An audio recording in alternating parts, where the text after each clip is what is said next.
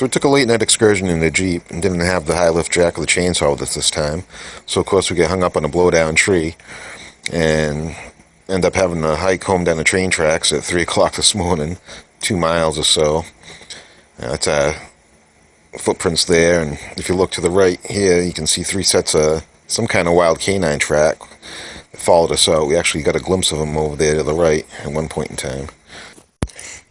So it's about 11 o'clock in the morning now, and we're back at the Jeep. It is, as you can see, hung up on a blowdown oak.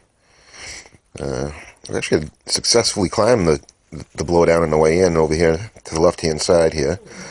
Went in, did a loop, came back, and when we were climbing back over, we slipped off down in this gully, and as you can see, we hung up pretty good here on the axle housing and tie rod and track bar. It was hung up pretty good. So we're going to take the chainsaw and see if we can't cut this thing out of here.